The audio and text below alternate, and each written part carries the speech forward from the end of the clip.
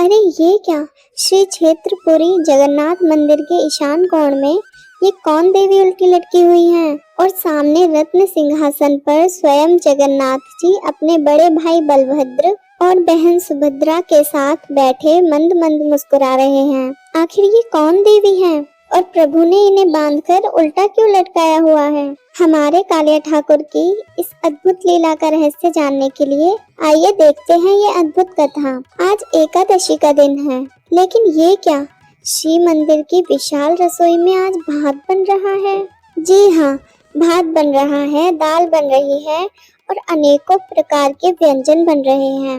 मंदिर में घी की सुगंध चारों ओर फैली हुई है।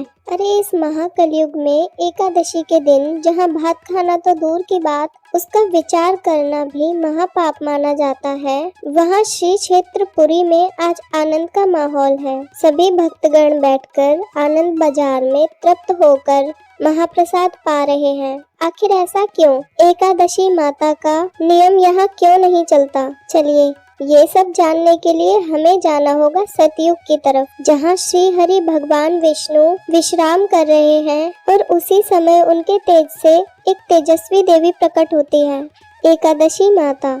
उन्होंने अपने तेज मात्र से मुरा नामक भयानक असुर का वध किया। यह देख श्री हरि बहुत प्रसन्न हो गए। वे बोले, मांगो देवी, क्या वरदान चाहिए तुम्हें? देवी बोली, प्रभु मुझे बस इतना वरदान दीजिए कि जो भी 11वें दिन मेरी एकादशी को अन्न का त्याग करे, उसे सीधा वैकुंठ प्राप्त हो, उसे यमराज का मुंह ना देखना पड़े। तभी प्रभु ने तथास्तु कह दिया। तभी अचानक एक संकट उत्पन्न हो गया। पाप का साक्षात रूप रोते हुए बोला, प्रभु अगर सभी पाप मुक्त हो जाएंगे तो मेरा तो अस्तित्व ही मिट जाएगा संसार से। तब श्री हरि ने संसार में संतुलन बनाए रखने के लिए एक और नियम बनाया कि जो भी एकादशी के दिन अन्न विशेषकर चावल खाएगा तो उसके सारे पाप उस चावल में समा जाएंगे। प्रभु के इस फैसले से एकादशी माता भी प्रसन्न थी और पाप का रूप भी संतुष्ट था। युगों बीत गए, एकादशी माता का चाबुक हर जगह चलने लगा। तीनों लोकों में एकादशी माता का व्रत रखा जाने लगा। एकादशी देवी घूम घूम कर अपने व्रत का पालन होते हुए देख बहुत प्रसन्न थी। देवता क्या, मनुष्य क्या, हर कोई उनका नियम मानने लगा। एक दिन अचानक भ्रमण करते हुए एकादशी माता जगन्नाथपुरी पहुंची, जिसे धरती का वैकुंठ कहा जाता है। वह सोचने लगी, ये तो मेरे प्रभु का अपना घर है, यहाँ तो नियम और कड़े होंगे, यहाँ तो कहीं चूल्हा नहीं जल रहा होगा, यहाँ सभी ने व्रत किया होगा। जैसे ही देवी सिंह द्वार पर पहुँची, उन्हें तो अपनी आँखों और नाक पर विश्वास ही नहीं हुआ। मंदिर से घी की सुगंध आ रही थी। उन्होंने देखा श्री मंदिर की विशाल रसोई में अनेकों पकवान बन रहे हैं, चावल बन रहे हैं, दाल सब्जी बहुत कुछ बन रहा है। आनंद बाजार में बैठकर हजारों भक्तगण महाप्रसाद ग्रहण कर रहे हैं। यहाँ किसी ने व्रत नहीं रखा। यह सब देखकर देवी को बहुत क्रोध आया। वह गुस्से में तमतमाती हुई गर्भगृह की ओर बढ़ी, जहाँ श्री जगन्नाथ जी स्वयं विराजमान रहते हैं। उनके क्रोध के तेज से धरती भी कांपने लगी, मंदिर की दीवारें हिलने लगी।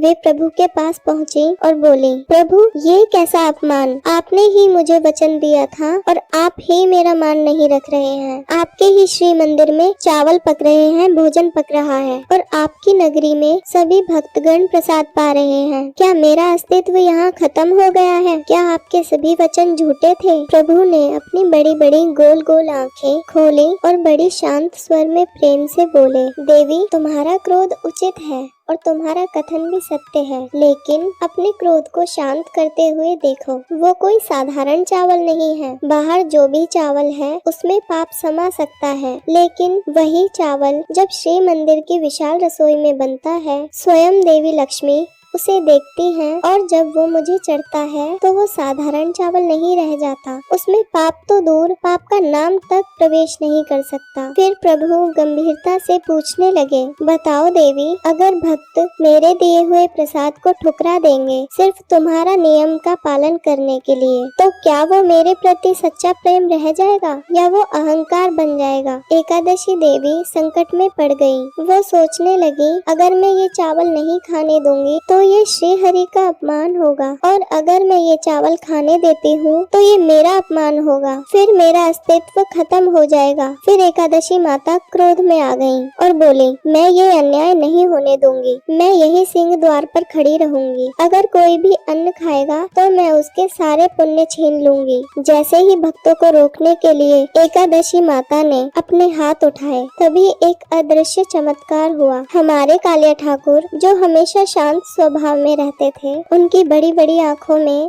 आज गुस्से का तेज था। तभी अदृश्य दिव्य जंजीरों ने एकादशी माता को जकड़ लिया और उन्हें बांधकर ईशान कोण में उल्टा लटका दिया। तभी प्रभु ने गुस्से में श्राप दिया, बोले, साल के पूरे 365 दिन तुम यहाँ भक्तों को प्रसाद ग्रहण करते हुए देखोगी और तुम कुछ नहीं कर पाओगी। एकादशी माता रोते हुए बोली, प्रभु मुझे क्षमा कर दीजिए, अगर मैं यहाँ ऐसे ही बंधी रहूंगी तो संसार मुझे भूल जाएगा, कोई भी मेरा सम्मान नहीं करेगा। क्या भक्त मुझे भूल जाएंगे? उनका सारा अहंकार मिट्टी में मिल चुका था। उन्हें समझ आ गया था कि मर्यादा पुरुषोत्तम के प्रेम के आगे उनका नियम भी छोटा पड़ जाता है। ठाकुर जी का दिल पसीज गया, वो तो भक्त वत्सल है। वे बोले, देवी तुम घबराओ मत, तुम्हारा अपमान नहीं होगा। यहाँ जो भी भक्तगण महाप्रसाद पाएगा, उससे पहले भोजन की पत्तल को वो माथे से लगाकर बोलेगा, हे एकादशी माता, ये कोई साधारण चावल नहीं है, ये कोई साधारण भोजन नहीं है, ये महाप्रसाद है। प्रभु का आदेश मानकर मैं इसे ग्रहण कर रहा हूँ, हमारा व्रत खंडित न हो। एकादशी माता इस सम्मान से बहुत प्रसन्न हो गयी। एकादशी माता बोली, प्रभु जो भी पुरी आकर महाप्रसाद ग्रहण करेगा, मैं उसके पाप नहीं गिनूंगी, बल्कि उसे 2 गुना पुण्य प्रदान करूंगी। माना जाता है कि देवी एकादशी को जगन्नाथ मंदिर के बहरन द्वार, दक्षिणी द्वार के पास उल्टी स्थिति में स्थापित किया गया है। उन्हें वहां प्रतीकात्मक रूप से बांध दिया गया है ताकि वे नियम की रक्षा करें और भगवान करुणा की। यही कारण है कि जगन्नाथपुरी दुनिया की एक लौती ऐसी जगह है जहां चावल खाना पाप नहीं पुण्य माना जाता है, और माना जाता है कि एकादशी के दिन कोई पुरी आए और उसे महाप्रसाद मिल जाए तो वो उसे अवश्य ही ग्रहण करे। इससे उसे पाप नहीं लगेगा, उसका व्रत नहीं टूटेगा, बल्कि उसे 2 गुना पुण्य प्राप्त होगा। तो बताइए, क्या आप कभी पुरी आए हैं और क्या आपने कभी महाप्रसाद का सुख पाया है? प्रभु इस लीला से हमें बता रहे हैं कि प्रेम का सर्वोच्च स्थान है। जहाँ प्रेम सच्चा हो, वहाँ स्वयं भगवान के नियम भी हार जाते हैं। बोलिए जय जगन्नाथ।